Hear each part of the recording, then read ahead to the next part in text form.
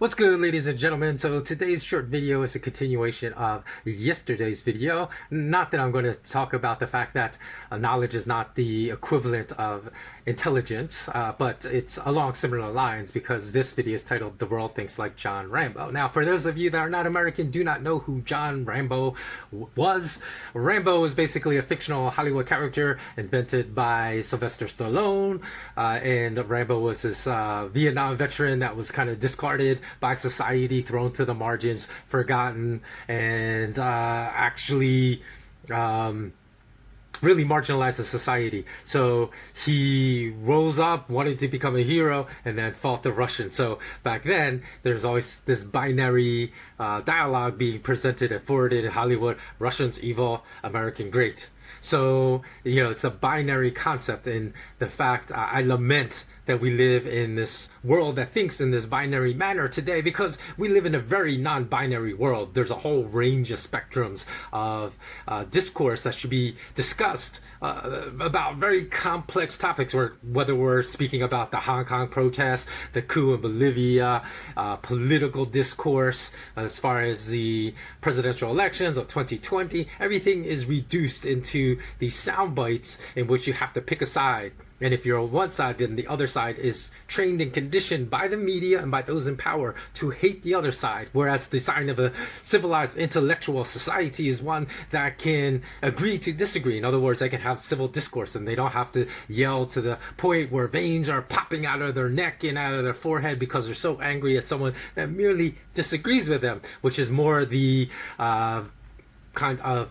non-intellectual perspective of a Neanderthal man or a Neanderthal woman that has not learned how to use their brain in a capacity to really forward understanding in society, so society becomes more humane, more compassionate, and not more aggressive towards one another, not more chaotic. So unfortunately, we as a society still distill very complex issues into a binary digital form, whereas I would rather have it be a non-binary analog form. And what I mean by that, the analog versus digital, is we've become totally digital world today with the parabolic rise in social media platforms. So people, impressionable youth, teenagers are so vulnerable to the memes that are being promoted, and this can even be in politics, the political memes, about the protests in Hong Kong, and in which they're being distilled into very simple binary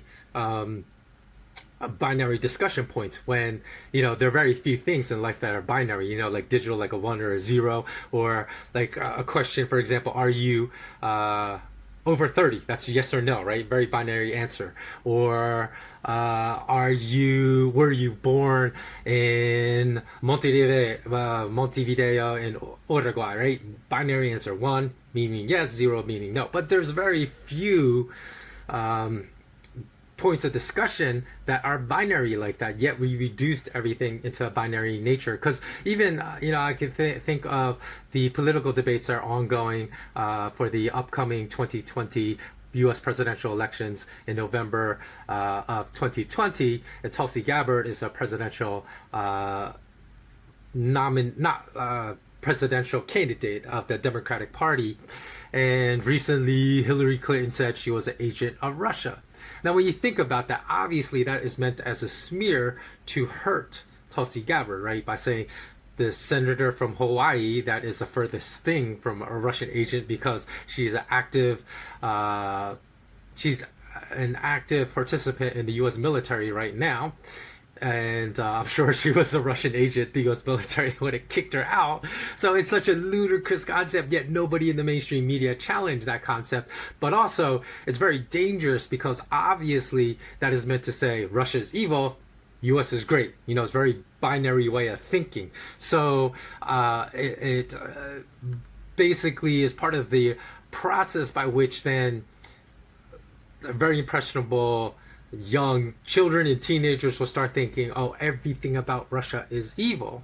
So, not only are we just talking about Russian government, Vladimir Putin. We're talking about everything Russia. Because why would you say that? Why would you try to smear someone? It's an obvious attempt by trying to make people think in very binary terms, right? Russian evil, America great.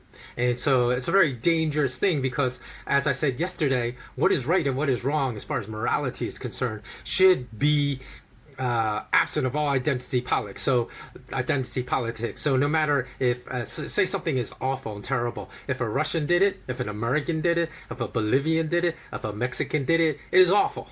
And likewise, on the other side, if something that a person did is admirable, it exudes courage, integrity, honesty, determination, persistence, all the things that resiliency that are admirable qualities in human beings, then again, it should not matter if a Russian committed this behavior, if a Thai person, a Japanese person, if a Mexican, if a Bolivian, if it doesn't matter if a Kenyan did, it should then always be viewed as admirable, because we should separate what is right and wrong from from our identity politics of whether, oh, I don't like that nationality, and we shouldn't even think that way anyways. What is this, like, I don't like Russians, or if you're Russian, I hate Americans, right? Because obviously to think about issues in such black and white terms is very, very primitive, because obviously there are people of all races, of all nationalities, of all religions. They're awful people as well as people that are admirable people. So to paint things in just black and white terms and in these binary terms, that's why I said the world thinks like John Rambo today. And I find that very, very troubling, because it is a sign of a regression in our intellect as a whole, as society, instead of us embracing the type of critical thinking and intellect that is necessary to become more compassionate, so that the world gets along instead of always fighting and being at each other's throats. So that's my message for today. If it resonated with you, please pass it on to others, and as always, remain intensely curious. So long from SK Wealth Academy.